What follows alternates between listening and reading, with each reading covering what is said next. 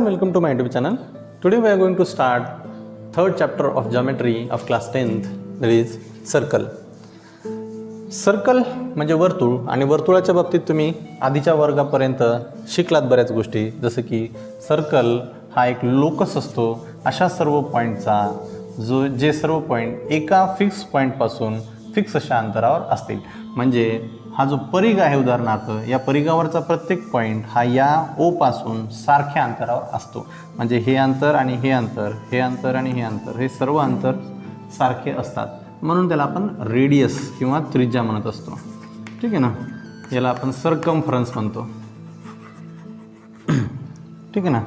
त्याच्यानंतर अजून काय माहिती आहे आपल्याला की सर्कलला नंबर ऑफ कॉर्ड्स असतात, ज्यांना जीवा म्हणलं आपण. ठीक आहे ना. तर इथे ए बी ही एक कॉर्ड आहे. त्याच्यानंतर longest chord of the circle म्हणजे त्याचा डायमीटर असतो. ठीक आहे ना. ही कॉर्ड आहे. ठीक आहे ना. ही लॉंगेस्ट कॉर्ड आहे, याला डायमीटर म्हणतो. त्याच्यानंतर अजून काय पाहिलं आपण की सर्कलला टँजंट असते, एखादी स्पर्शिका असते. ठीक आहे ना. जी की सर्कलच्या कुठल्याही एका पॉईंटमध्ये स्पर्श करून जाते सर्कलला.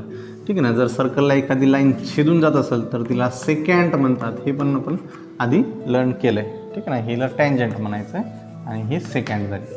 तर अशा नंबर ऑफ टर्म्स तुम्ही आधी लर्न केल्यात, आधी ह्या तुम्हाला माहीत आहेत.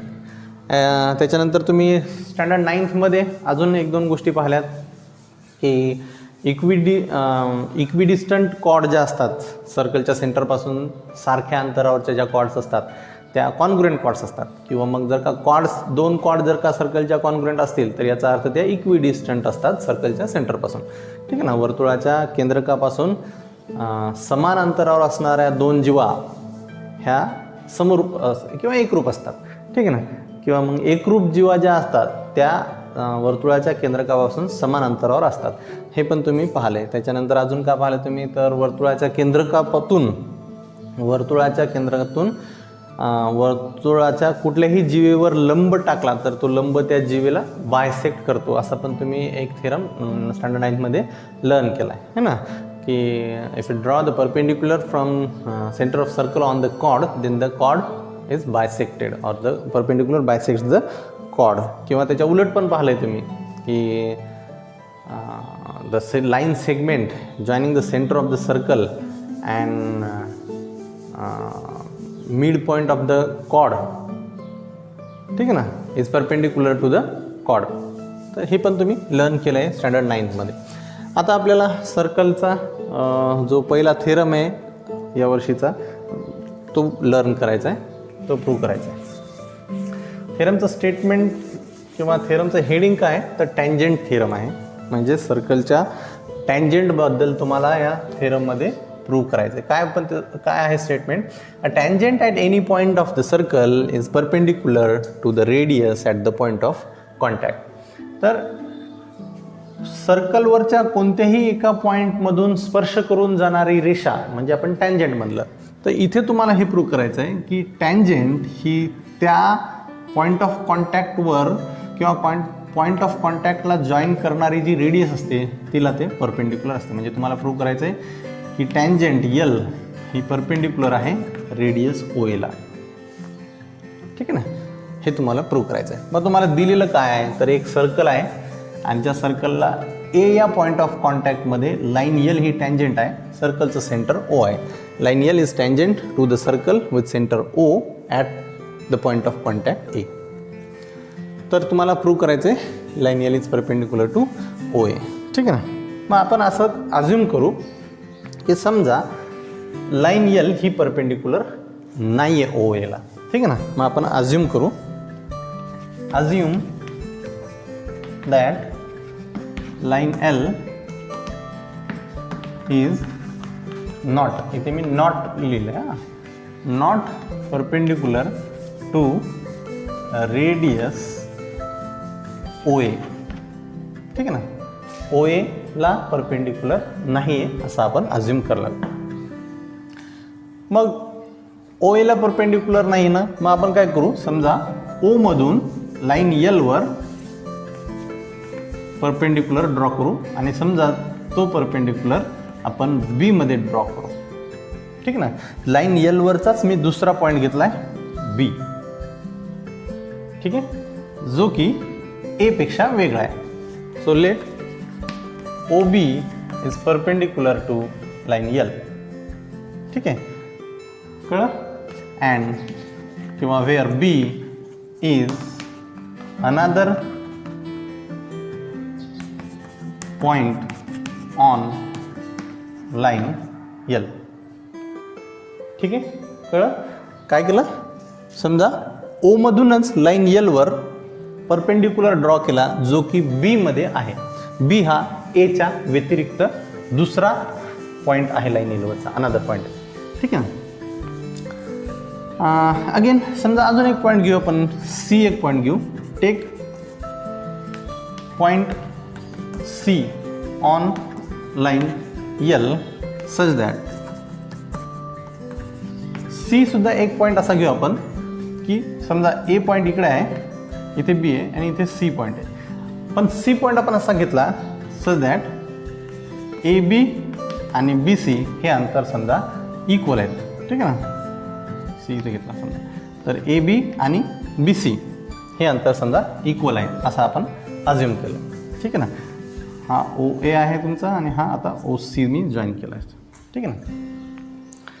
तर मग आता इथे दोन राईट अँगल ट्रायंगल तयार झाले, एक ओ बी ए आणि ओ बी सी. मग आता ह्या दोन राईट अँगल ट्रायंगलमध्ये मला काय करता येईल. So in triangle O B A and triangle O B C यामध्ये काय लिहिता येईल मला बघा. आता ओ बी हे दोन्ही ट्रायंगलमध्ये कॉमन साईड आहे. हा 90चा अँगल म्हणजे हा पण 90चा आहे, म्हणजे अँगल बी दोन्ही ट्रायंगलमध्ये 90 डिग्री आहे. आणि इथे सी आहे, सॉरी ए पण इथे आहे, ठीक आहे. Now in triangle O B A and O B C इथे काय झालं की ओ बी ही दोन्ही ट्रायंगलमध्ये कॉमन साईड आहे, बी हा दोन्ही ट्रायंगलमध्ये राईट अँगल आहे आणि ए बी या ट्रायंगलची बी सी या ट्रायंगलमधल्या बी सीशी कॉन्ग्रुएंट आहे, आपण असं घेतलंय. मग मी हे जर लिहिलं तर काय मला म्हणता येईल की O B is congruent with O B, कारण ही कॉमन साईड आहे दोन्ही ट्रायंगलची. त्यानंतर angle O B A is congruent with angle O B C, कारण ही प्रत्येकी 90 डिग्री आहे. आणि लास्ट वन काय लिहिता येते मला की या ट्रायंगलची ए बी ही या ट्रायंगलच्या बी सीशी मी कॉन्ग्रुएंट आहे, कारण मी हे कन्स्ट्रक्ट केलंय, ठीक आहे ना. मग ह्यावरून काय मला म्हणता येते की हे दोन्ही triangle therefore triangle O B A is similar with triangle O B C. कशावरून म्हणता येते मला, साईड अँगल साईड टेस्टनुसार, साईड अँगल साईड टेस्ट, बरोबर आहे. मग आता जर का हे दोन ट्रायंगल सिमिलर आले असतील तर मला काय म्हणता येते की या ट्रायंगलचे करस्पॉन्डिंग उरलेल्या ज्या साईड्स येतात त्या सुद्धा कॉन्ग्रुएंट असतील, म्हणजे ह्या ट्रायंगलची ओ ए आणि ह्या ट्रायंगलची O C. Therefore O A is congruent with O C, बरोबर आहे, ठीक आहे ना. म्हणजे काय झालं की ओ ए ही रेडियस होती सर्कलची, तर ओ सी ही सुद्धा सर्कलची रेडियसच झाली, बरोबर आहे का, ठीक आहे ना. पण सर्कलच्या रेडियसला टच करून जाणारी रेषा ही जर टँजंट असेल तर ती सर्कलवरच्या फक्त एकाच पॉईंटमधून जाते. इथे मात्र सी मधून पण ती लाईन चालली असा त्याचा अर्थ व्हावा लागला, कारण जर का ओ पासून एचं अंतर सारखं आहे आणि ओ पासून सीचं अंतर सारखं आहे, याचा अर्थ लाईन यल ही ए मधून पण आणि सी मधून पण चालली आणि ती टँजंट सुद्धा आहे असं आपण म्हणलंय, ठीक आहे ना. म्हणजे काय लक्षात येते तुमच्या की असं होणं शक्य नाही की एखादी लाईन ही टँजंट असेल आणि ती सर्कलला दोन पॉईंट ए आणि सी अशा दोन पॉईंटमध्ये टच करत असेल. असं शक्य नाही. म्हणजे this contradicts the definition of tangent. ठीक आहे ना. त्यामुळं हे जर का कॉन्ट्राडिक्शन होत असेल, याचा अर्थ आपण जे अज्युम केलेले आहे तेच चुकीचं अज्युम आहे. म्हणजे याचा अर्थ line L is not perpendicular जे म्हणलो होतं आपण ते चुकीचं आहे. लाईन यल ही परपेंडिक्युलर आहे ओ एला. कळलं. आता मी याच्या पुढं कसं लिहीन की that is segment O C is also a radius of circle. ठीक आहे ना. मग जर का ओ सी सुद्धा रेडियस असेल, ओ ए तर रेडियस आपल्याला आधीच आहे असं दिलेलं आहे. म्हणजे याचा अर्थ line L is touching the circle at 2 different points A and C, which contradicts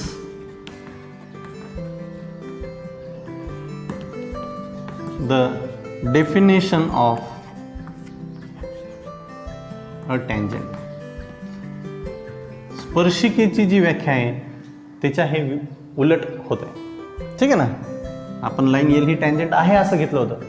ठीक आहे ना. आपल्याला असं दिलेलं आहे. पण हे तर त्या लाईन हे तर असं सिद्ध करते की लाईन यल ही टँजंट नाही. ठीक आहे ना. देअरफॉर व्हॉट किंवा therefore our assumption is incorrect. Therefore our assumption was wrong. Therefore, line L is perpendicular to OA. ठीक आहे ना. हे चुकीचं आहे. नॉट काढून टाका. म्हणून line L is perpendicular to radius OA. ठीक आहे. कळलं. ओके. टँजंट थेरमचा कॉन्व्हर्स बघू. स्टेटमेंट काय आहे. A line perpendicular to the radius at its point on the circle is tangent to the circle. अशी रेषा जी रेडियसला परपेंडिक्युलर असते. ठीक आहे ना. सर्कलवरच्या पॉईंटमधून परपेंडिक्युलर असेल ती रेषा ही त्या सर्कलची स्पर्शिका असते किंवा टँजंट असते. मग हे प्रूव्ह करण्यासाठी काय केलं. एक सर्कल घेतलं ज्याचं सेंटर ओ आहे आणि रेडियस ओ ए घेतली आणि ए मधून लाईन एल चाललेली आहे. तर लाईन एल ही ओ एला परपेंडिक्युलर आहे असं आपल्याला दिलेलं आहे. आपल्याला प्रूव्ह करायचं आहे की लाईन एल ही टँजंट आहे म्हणून. ठीक आहे ना. हे प्रूव्ह करण्यासाठी आपण काय करू. Take any point B on the line L other than A. एच्या व्यतिरिक्त बी हा अजून एक पॉईंट घ्या लाईन एलवर. समजा मी तो इकडे घेतला आणि त्याला मी जोडलो. ठीक आहे ना. नंतर जॉईन ओ बी. आता ट्रायंगल तयार झाला तुमच्याकडे. In triangle O A B angle B already 90 degree झाला आहे. कारण आपण म्हणलं की ओ ए ही लाईन एलला परपेंडिक्युलर आहे जे की आपल्याला दिलेले आहे. ठीक आहे ना. ओके. मग आता राईट अँगल ट्रायंगलमध्ये काय दिसते तुम्हाला की ओ बी ही 90 डिग्री अँगलच्या अपोजिट साईड आहे किंवा राईट अँगलच्या अपोजिट असलेली साईड आहे. त्याच्यामुळे ती हायपोटेनस असेल. Therefore O B is a hypotenuse. ठीक आहे ना. जर ओ बी ही जर का हायपोटेनस असेल तर ऑब्विसली ती ओ ए किंवा ए बी पेक्षा मोठी असेल. Therefore O B is greater than O A. ठीक आहे ना. म्हणजे जर ओ बी ही जर का ओ ए पेक्षा मोठी आहे तर याचा अर्थ काय होतो की लाईन एल ही सर्कलवरच्या फक्त ए या पॉइंटवरून चालली. ठीक आहे ना. That is point B is not on the circle.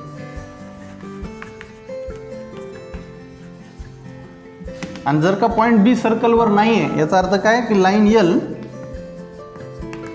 Is passing through only one point A on the circle. सर्कलवरच्या फक्त एकाच पॉइंट ए मधून लाईन यल पास होत आहे. Therefore by definition of a tangent, तर म्हणून मग स्पर्शिकेच्या व्याख्येवरून मला असं म्हणता येते की line L is a tangent to the circle at A.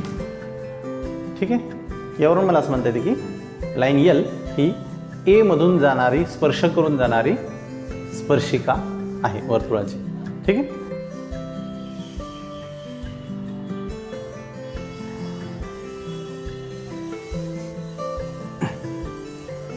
Next theorem आहे tangent segment theorem.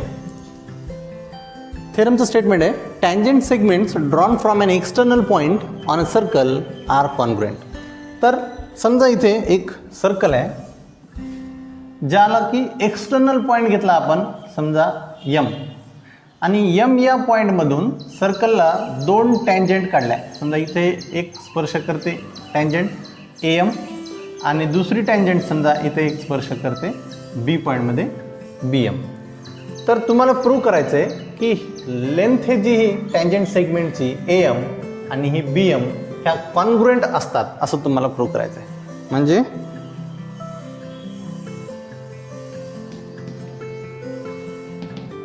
Length of tangent segment A M is equals to length of tangent segment B M असं तुम्हाला प्रूव्ह करायचं. ठीक आहे ना.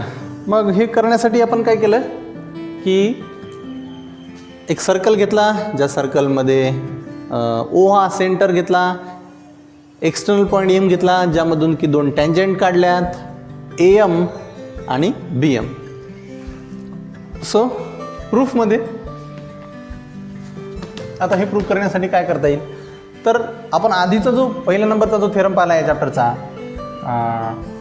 Tangent theorem, त्यामध्ये काय म्हणलं आपण की एखादी टँजंट ही ज्या पॉईंटमध्ये टँजंट आहे त्या पॉईंटला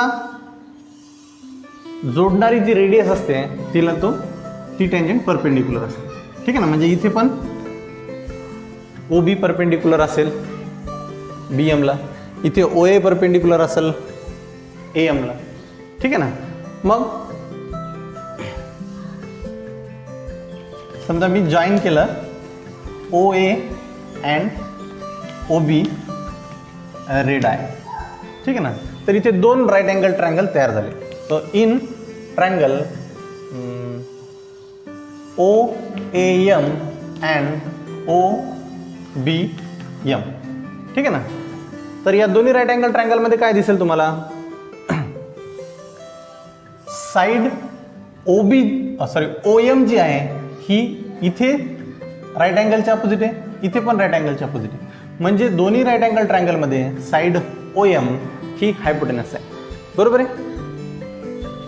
ओ ए आणि ओ बी ह्या रेडियस असल्यामुळं दोन्हीही ट्रायंगलच्या त्या कॉन्ग्रुएंट साईड्स आहेत, करस्पॉन्डिंग कॉन्ग्रुएंट साईड्स आहेत. ठीक आहे ना. मग ओ ए एम आणि ओ बी एममध्ये काय लिहिता येईल मला,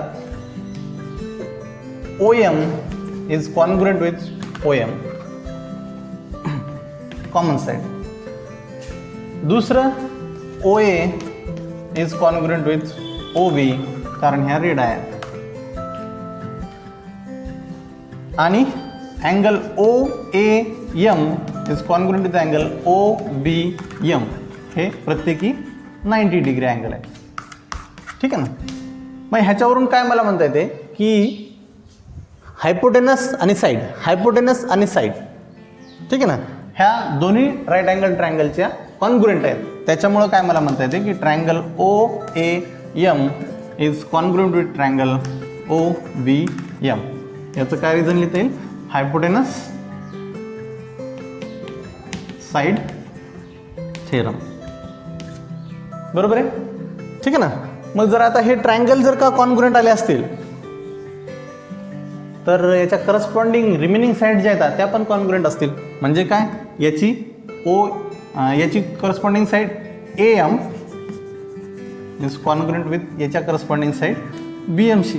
म्हणजेच length of tangent segment AM is equal to length of tangent segment BM.